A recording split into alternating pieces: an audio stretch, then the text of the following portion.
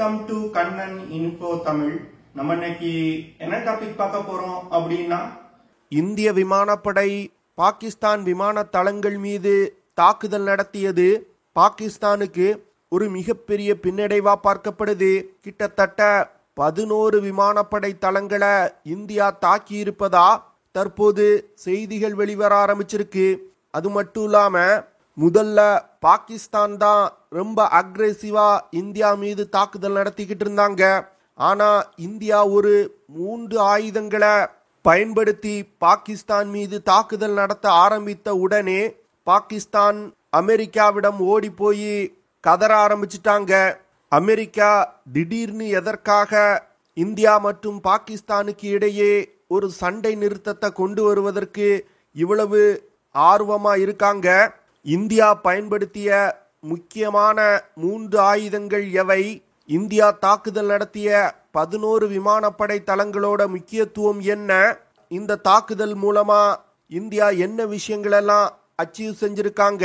இந்த தாக்குதலை India step by ஸ்டெப்பா எப்படி நகர்த்தி இருக்காங்க? பாகிஸ்தான் விமானப்படை தளங்களை தாக்க பயன்படுத்தப்பட்ட ஆயுதங்களோட செயல்திறன் மற்றும் சிறப்பம்சங்கள் என்ன அப்படிங்கிறது குறித்து நம்ம டீட்டெயிலா இந்த வீடியோல பார்க்கலாம். பாகிஸ்தான் 9 தீவிரவாத முகாம்கள் மீது தாக்குதல் நடத்தியதற்கு இந்தியா மீது தங்களோட தாக்குதலை தொடங்கினாங்க. முதல்ல ட்ரோன்களை அனுப்பி இந்தியாவை தாக்க முயற்சி செஞ்சாங்க. அந்த ட்ரோன் தாக்குதலை இந்தியா வெற்றிகரமா முறியடிச்சாங்க. அதற்கு பிறகு பாகிஸ்தான் ஒரு படி மேல போய் பாலஸ்டிக் மிசைல்களை பயன்படுத்தி இந்தியா மீது தாக்குதல் நடத்தினாங்க.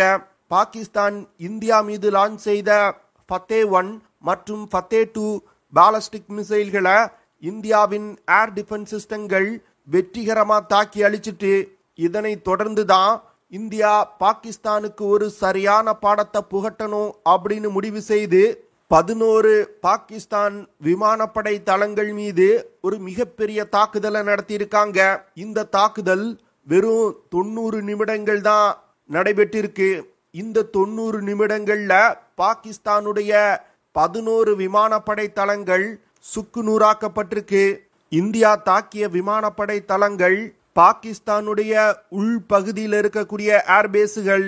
குறிப்பா சொல்லணும்னா Nur Khan airbase, Rafiqui airbase, Murid airbase, Sukkur airbase, Sialkot, Sargodha, Skardu airbase, Bholari airbase, ஜக்கோபாத்ல இருக்கக்கூடிய ஏர்பேஸ் மற்றும் பெஷாவர் ஏர்பேஸையும் இந்தியா தாக்கி அழிச்சிருக்காங்க. அது மட்டும் இல்லாம சுனியான் அப்படிங்கிற இடத்துல இருக்கக்கூடிய ரடார் இன்ஸ்டலேஷன்ஸையும் இந்தியா தாக்கி அழிச்சிருக்காங்க. இந்த ரடார் இன்ஸ்டலேஷன் பாகிஸ்தானுடைய ஏர் டிஃபென்ஸ் மற்றும் சர்வேலன்ஸ் கேப்பபிலிட்டிக்கு ரொம்பவும் முக்கியமான ஒரு பேஸா இருந்திருக்கு. இந்தியா நடத்திய தாக்குதல்கள்ல ரொம்பவும் முக்கியமானதா பார்க்கப்படுது நூர்கான் ஏர்பேஸ் மீது தாக்குதல் நடத்தியது தான்.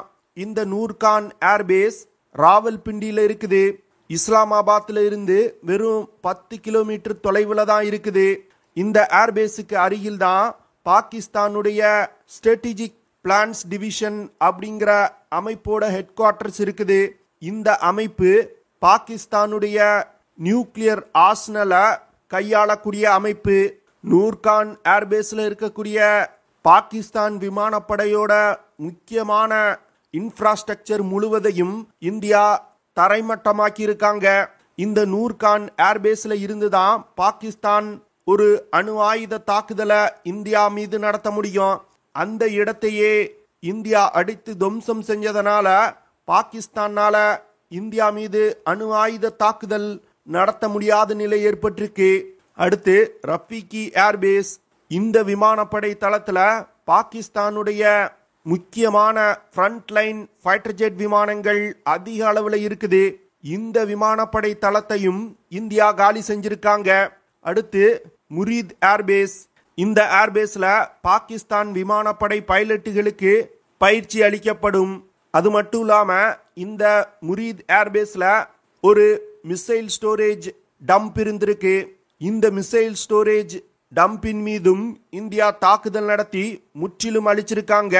இதன் மூலமா பாகிஸ்தான் தங்களோட மிசைல்களை ஏவி இந்தியா மீது தாக்குதல் நடத்த முடியாத நிலை ஏற்பட்டிருக்கு. அடுத்து சர்கோதா அப்படிங்கிற ஒரு ஏர்பேஸ் மீது இந்தியா தாக்குதல் நடத்தியிருக்காங்க. இந்த சர்கோதா ஏர்பேஸ்ல பாகிஸ்தான் விமானப்படையோட அதிநவீன ஃப்ரண்ட்லைன் ஃபைட்டர் ஜெட் விமானங்கள் நிறுத்தி வைக்கப்பட்டிருக்கு.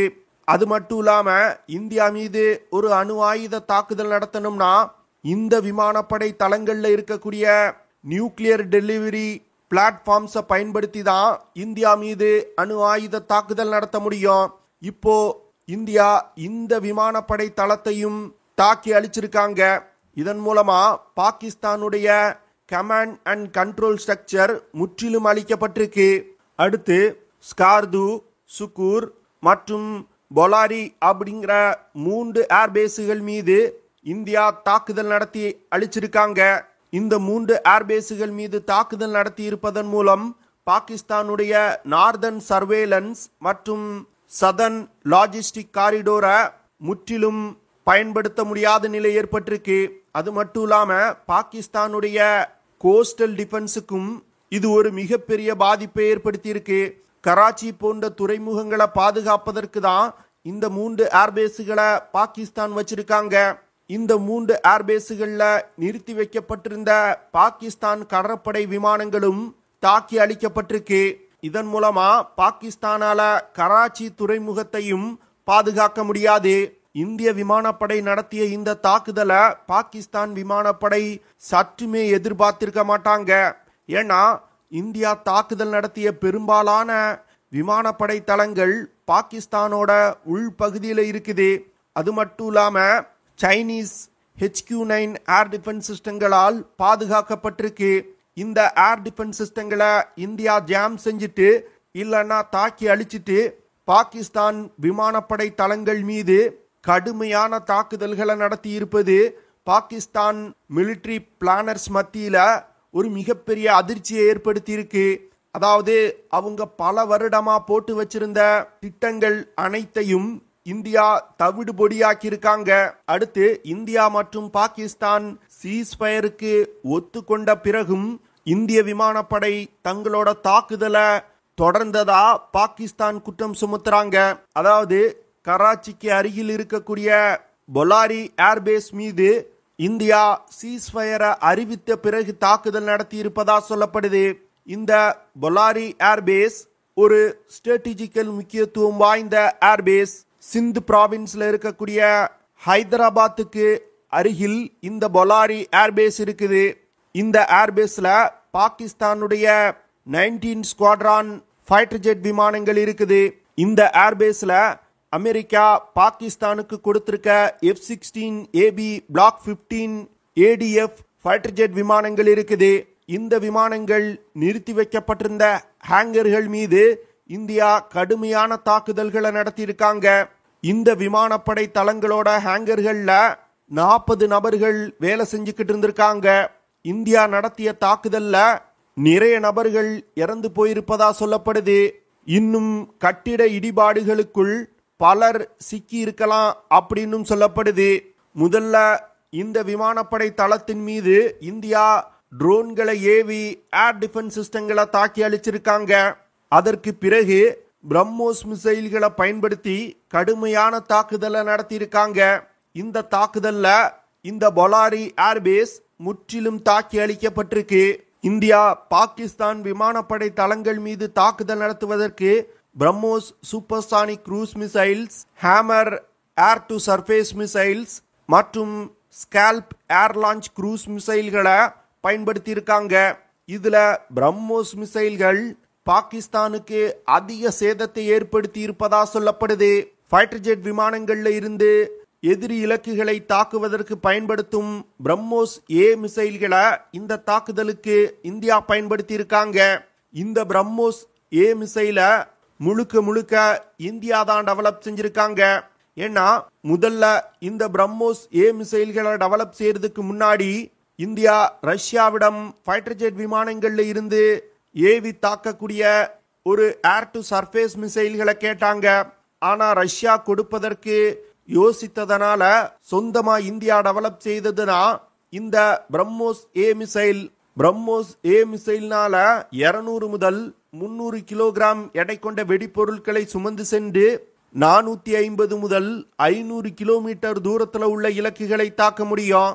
இந்த மிசைல்னால ஒலியின் வேகத்தை விட 3 மடங்கு வேகமா சென்று இலக்கை தாக்க முடியும்.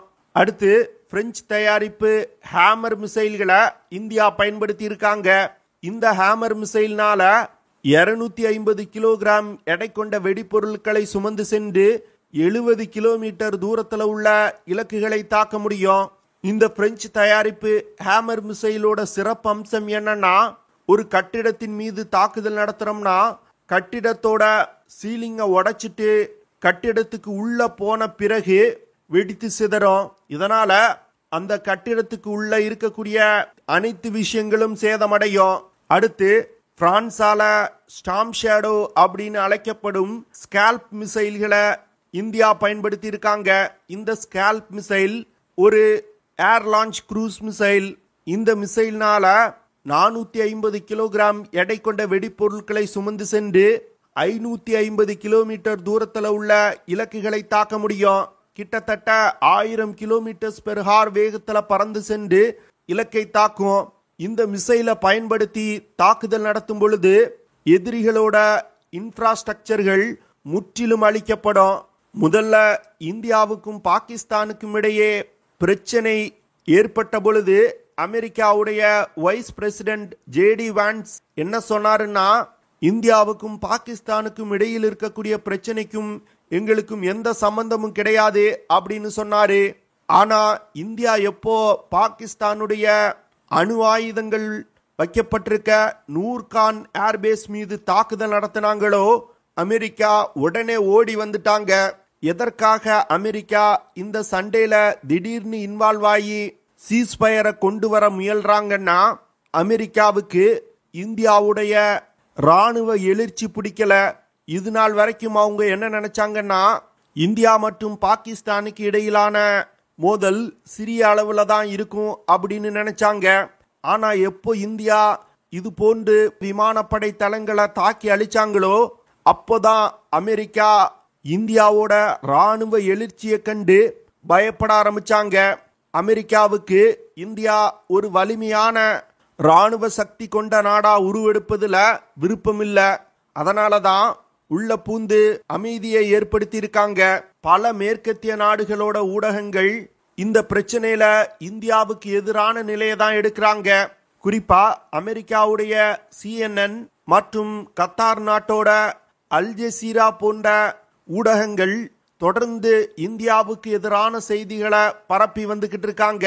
இந்த தாக்குதலுக்கு பிறகு இந்தியா என்ன சொல்றாங்கன்னா, எங்கள் மீது இனி ஒரு தீவிரவாத தாக்குதல் நடத்தப்பட்டாலும் அதை ஒரு போராதான் கருதுவோம் அப்படின்னு இந்தியா சொல்லியிருக்காங்க. இதனால பாகிஸ்தான் இனி இந்தியா மீது தீவிரவாதிகளை பயன்படுத்தியும் தாக்குதல் நடத்த முடியாத நிலை ஏற்படும். ஓகே ஃப்ரெண்ட்ஸ், நம்ம வீடியோவோட நிறைவு பகுதிக்கு வந்துட்டோம். இதெல்லாம் தான் நான் உங்ககிட்ட ஷேர் பண்ணணும் அப்படின்னு நினைச்ச விஷயங்கள். ஐ ஹோப் நான் ஷேர் பண்ண விஷயங்கள் உங்களுக்கு பிடிச்சிருக்கும்னு நினைக்கிறேன். அப்படி பிடிச்சிருந்துச்சுன்னா ஷேர் பண்ணுங்க, லைக் பண்ணுங்க, கமெண்ட் பண்ணுங்க. மறக்காம நம்ம சேனலுக்கு சப்ஸ்கிரைப் பண்ணுங்க. See you in the next video. Jai Hind.